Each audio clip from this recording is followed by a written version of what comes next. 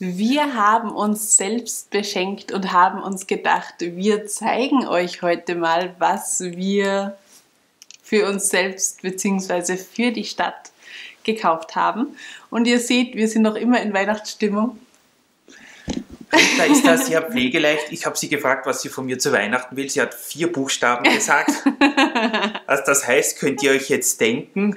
Und ja, das Paket ist jetzt schon gekommen. Es ist zwar noch gar nicht Weihnachten, aber Rita will es schon die ganze Zeit aufmachen. Jetzt habe ich gesagt, komm, wir zeigen unseren Zuschauern jetzt aber schon noch kurz, was wir gekauft haben. Ja, weil sonst können wir es ja nicht verbauen. Dann darfst du auch schon losbauen. Genau. Also, herzlich willkommen zu unserem nächsten, ja, ich würde mal sagen, mittelgroßen Haul. Es sind diesmal ungefähr 13.000 Steine, wieder von unserem, ja, Bricklink Shop, wo wir öfter einkaufen. Brickmania Check heißt der. Ich blende ihn euch ein und schreibe den Namen auch nochmal in die Kanalbeschreibung. Und ja, das ist alles Mögliche, was da drinnen ist. Rita wird das jetzt für uns schnell ausräumen und zeigt euch, was wir da drinnen haben. Gleich mal das allerbeste, die allerbesten Steine, glaube ich, die hier drinnen sind. Das sind einmal 1er rund mit Loch, ganz wichtig, mit Loch in Transparent Blue. Für was brauchst du die? Für mein Feuerwerk beim Disney Castle. Okay, Wahnsinn. Ja, wir haben selbst noch nicht viel reingeschaut. Da sind wir sehr gespannt, was da alles drinnen ist. Was ist das? Oh, das sind Ersatzteile für diverse Sets. Okay. Das ist schon mal sehr gut. Ja. Ich frage mich zwar, was ich eigentlich mit diesem Motorradchassis mache, aber gut, ja. Die Teile brauchen wir dann später.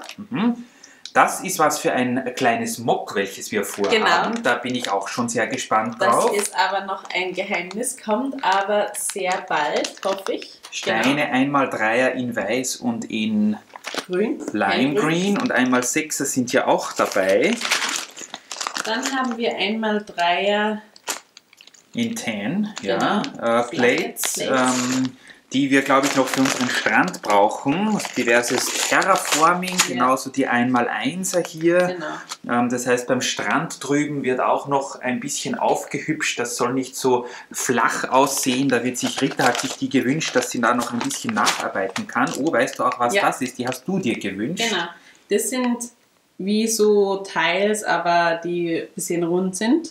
Ich nenne die immer Bettdecken, weil ich habe da als erstes so Bettdecken. Wir werden jetzt dann mal ein Lexikon erstellen mit Ritas Lego-Bezeichnungen und den offiziellen oder den Bricklink-Bezeichnungen. Ich glaube, das sind Curved Slopes Auf offiziell. jeden Fall braucht man die nicht nur für Bettdecken, sondern man braucht sie auch für die Übergänge bei den Bahngleisen, nämlich bei denen im Vergnügungspark. Genau, im Vergnügungspark brauchen wir noch jede Menge Übergänge und da haben wir uns gedacht, passen die in Dark Tan zum Weg dazu. Dann ein So eckige diese Dreiecke, sagen wir dazu immer. oder Tetris-Steine. Oder Tetris-Steine in Dark Tan. Genau. Ich glaube auch um die 300. Ja, die brauchen wir noch einerseits beim Strand, weil da an ein paar Enden noch die Sandfarbe zu hell ist. Der muss noch nass gemacht werden, der Sand vom Wasser. Und den kann man immer überall, auch hier zum Beispiel im Gleisbett oder so, kann man diese Steine sehr gut verwenden oder auch im Vergnügungspark. Dann, haben wir noch für einen Berg oder sowas oder eine Mauer diese Slopes 2x2er in hellgrau. Die gehen ja sehr schnell weg. Die immer sehr schnell weggehen, genau. Die sind ein bisschen längere. Dasselbe in 1x3. Ja, die kosten so ungefähr 1 Cent dort oder haben sie gekostet. Was der aktuelle Preis ist, weiß ich gar nicht. Und die sind übrigens noch, man sieht es durch das Säckchen sehr schwierig, in Light Grey. Das ist nicht Light Bluish Grey, sondern Light Grey. Auch sehr praktisch. Dann dasselbe in Dunkelgrau. Zweimal 2x2. Sagt man da 1x2 oder 2x2? Ich glaube 2x2. 2x2, genau. 2x2er Slopes, die ganz klassischen. Auch ein ganzes Säckchen, ich weiß gar nicht, sind das 150 oder irgend sowas. Dann geht es weiter In mit Weiß, ja. 2x2. Wir haben zwar den Berg beim Winterdorf jetzt mehr oder weniger fertig, aber man braucht da ja doch noch da oder dort vielleicht ein bisschen was, wo der Schnee höher ist, so Schneewehen oder sowas. Und da, ja, wenn die 1 Euro kosten, dann 1 Cent, dann kann man da nichts falsch machen. Und das kann ich dir sagen, Während was das ich ist. das jetzt sind noch aufmache, kannst du gerne genau. noch wieder. 1x2er in Weiß, also auch für unser Winterdorf, dass wir auch den Berg und das noch etwas schöner machen können. Da bin ich gespannt, was Rita hier jetzt rauszaubert. Ja, irgendwelche Techniksachen. Das sind 1x4er Stangen Technik, genau. Wir haben ja mit Technik nicht viel am Hut, aber ich glaube, die haben 0,3 Cent gekostet pro Stück und die sind ideal, wenn ihr schaut, als Schüttgut oder als irgendwas, was in Containern verladen wird, irgendwo bei Eisenbahnen oder Lastwegen. Sehr viele von unseren, wenn ich das mal kurz zeigen darf, gut, hier sind sowieso hier bei dem Set solche dabei, solche Röhrchen, aber wir brauchen da immer wieder was die Lastwagen auch laden können. Und die Güterwaggons, denn bei Lego sind da immer so wenig Teile dann mit dabei. Dann haben wir noch so Abflussdinger. Ja, das sind diese Grillteile, die wir für unsere Gullideckel verwenden, genau in Flat Silver. Da wollten wir eigentlich 118 und als wir bestellt haben, waren nur mehr 18 übrig. Da hat wohl ein anderer Käufer leider vor uns für seine Stadt 100 Stück gekauft. Jetzt haben wir nur mehr so wenig bekommen. Dann Jumper Plates. Was wir schon ganz dringend brauchen, Jumper Plates 2x2, das sind auch nur eine Handvoll. Ja. Hat es leider nicht mehr gegeben, aber kann man nichts machen. Dann was ist das? 1x2er mit Haken. Ja, die verwenden wir sehr oft für unsere Bäume. Ach so. Und zwar, ich weiß nicht, ob ich euch das zeigen kann, zum Beispiel bei den Bäumen dort vorne. Die sind eingehängt, wo die Blätter sind und die sind in den meisten Farben in Braun und auch in Grün immer ziemlich teuer gewesen. Und in Grau sind die relativ billig und die sieht man nicht. Also man sieht das nicht, dass das in Grau ist, deswegen habe ich graue genommen. Oh, dann sind hier die Teile für unsere neumodernen Straßenlaternen drin. Das heißt also die Pfosten, diese Gelenksteile, wo das Licht dran ist und auch diese, ich glaube, das sind eigentlich auch Technikröhrchen, wo man so einhängen kann, wo man so spezielle Winkel, so wie bei denen hier, die sind übrigens auch noch nicht fertig, da fehlen noch die 1x4er Teils in dunkelgrau. Das ist auch dazugehörig, das ist, ich glaube, das sind die Unterteile, wo man dann die vom Boden am Gehsteig wegstehen, also das werdet ihr dann sehen, die Teile hat der Verkäufer in rauen Mengen gehabt. Da freue ich mich auch schon sehr, das habe ich überhaupt schon lange nicht mehr gesehen. Das Sieht sind man das? diese 1x2er mit so einer Aufnahme für eben genau diese Teile hier. Ich zeige es euch in Natura, das heißt genau das, was am Gehsteig ist, die gibt es in 1x3 und auch 1x2. Das heißt, wir können jetzt viele neue Straßenlaternen aufstellen. Ich glaube, ich habe noch nie eine Straßenlaterne aufgestellt. Aber ich dafür umso mehr.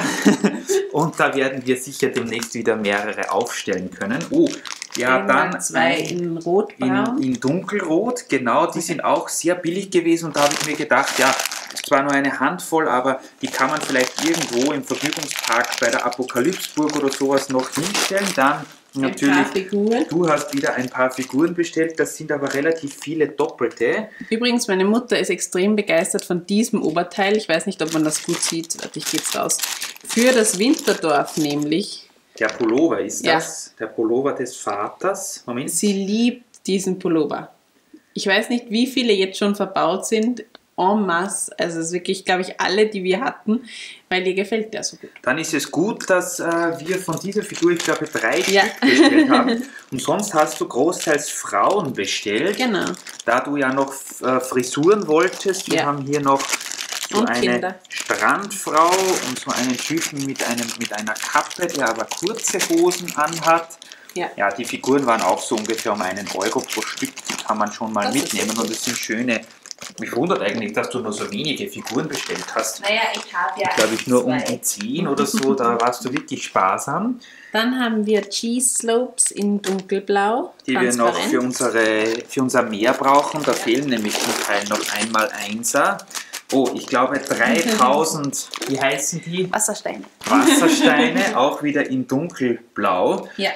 Weil wir ja beim Vergnügungspark auch noch einiges fließen müssen. Da fehlt ja der ganze Piratenbereich noch. Und wir haben nur mehr ein ganz kleines Sackerl mit Fliesen. Die haben natürlich den Preis in die Höhe getrieben. Und bei unserem Wald dieser Bestellung. Bei unserem Wald geht ja auch ein Fluss vorbei.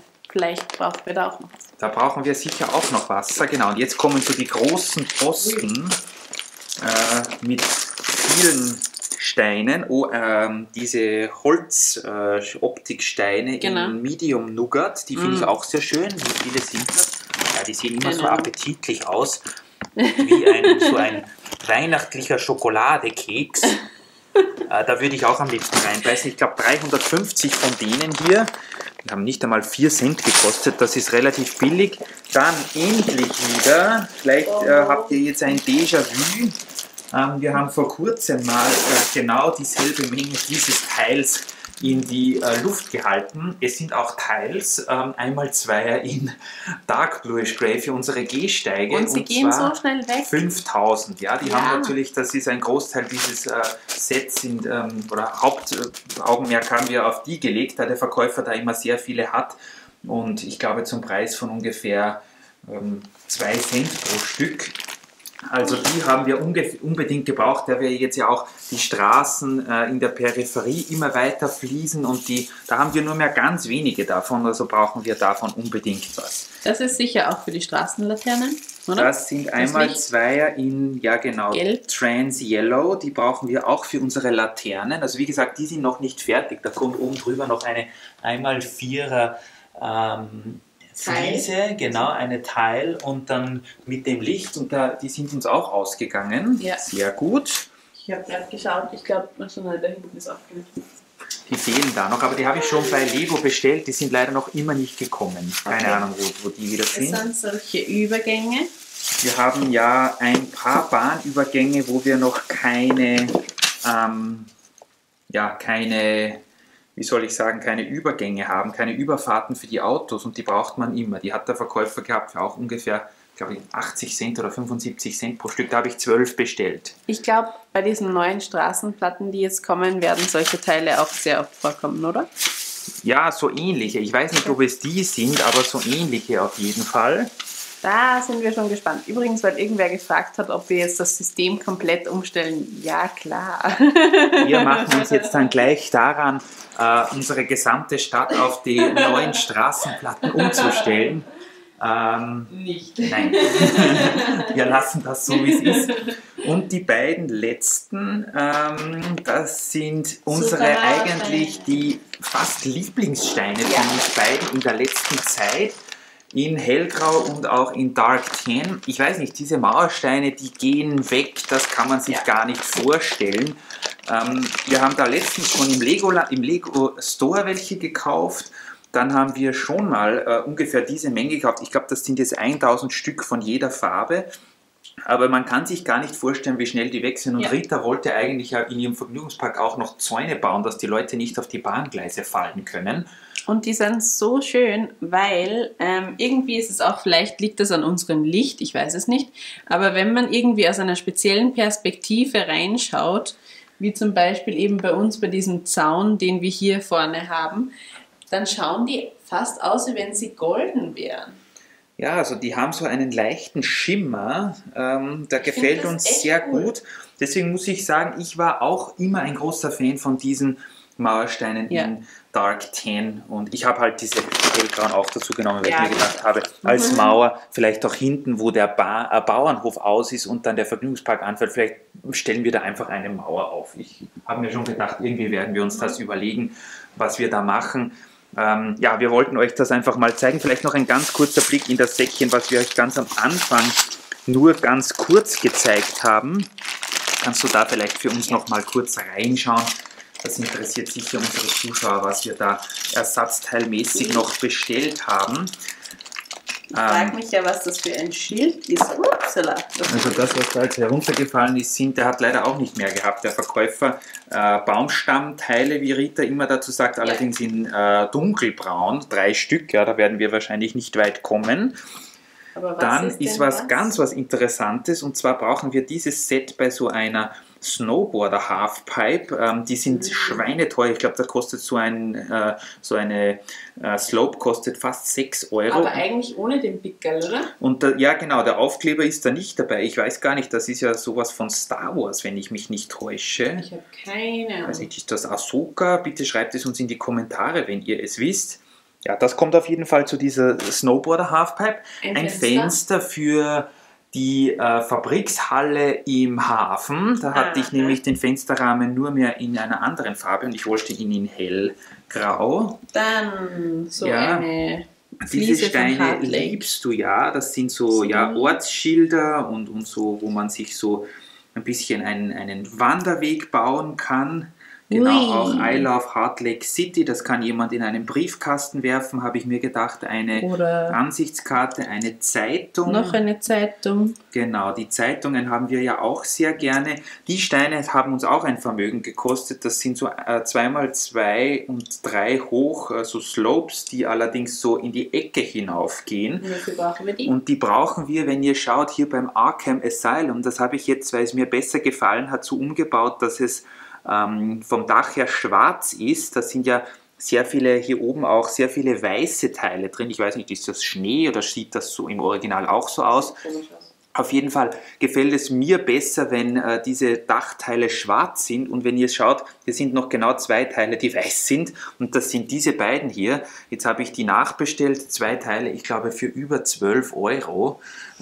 Die sind extrem selten und teuer, aber ich habe mir gedacht, ich nehme sie mir jetzt, weil ja, sonst billiger werden sie nicht mehr. Jetzt, wo du dahin gefilmt hast, da ist bei der Monorail irgendwie ein Teil verrutscht. Oh, richtig, ja.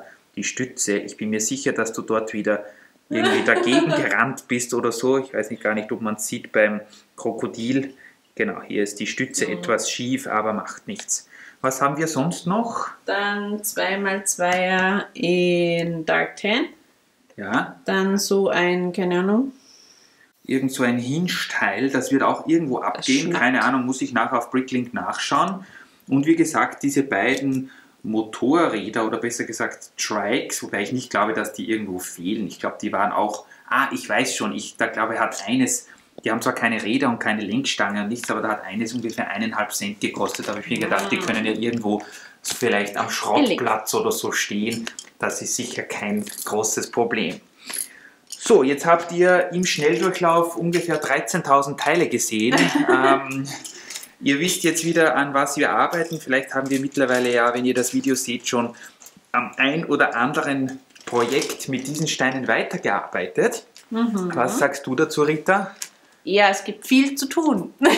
Es gibt sehr viel zu tun. Das sind zum großen Teil vielleicht auch jetzt nicht die spannendsten Steine. Es sind sehr viele Basic Geschichten dabei, aber ihr werdet merken, wenn ihr selbst eine Stadt habt, davon braucht man einfach, das ist einfach das Essentielle. Die besonderen Steine braucht man eigentlich nur ganz selten, und dafür diese ganz einfachen klassischen Steine, dafür in Tausenden. In rauen Mengen. Wenn man eine etwas größere Stadt, so wie wir, plant. Ich weiß gar nicht, wie viele, sind letztens gefragt worden, wie viele von diesen dunkelgrauen Fliesenteilen wir schon verbaut haben. Ich glaube, es sind schon an die 20.000 oder noch mehr. Und es werden noch mehr, weil wir ja da hinten noch gar nicht gefliest haben. Solche Fragen sind immer ganz, ganz, ganz schrecklich. Man darf gar nicht drüber nachdenken, wie viele es sind. Aber dafür wird unsere Stadt immer schöner und immer toller. Also wir haben nach wie vor große Freude damit. Ja. Danke fürs Einschalten bei diesem Haul. Jetzt wisst ihr wieder, was so los ist, und wir bauen es noch ein bisschen, würde ich sagen. Du darfst jetzt diese Steine auch verwenden, Rita. Danke. Euch auch noch viel Spaß bei was auch immer ihr baut. Vielleicht verwöhnt ihr euch selbst auch mit ein paar super Einzelsteinen. Gute Idee, auf jeden Fall. Ja. Wäre ein nettes Ende für dieses doch sehr spezielle Jahr. Und ja, dann sehen wir uns ja hoffentlich bald wieder. Wir verbauen jetzt mal ein paar von den Steinen und dann werden wir euch wieder updaten, was wir so alles angestellt haben. Ganz wichtig. Tschüssi. Tschüss.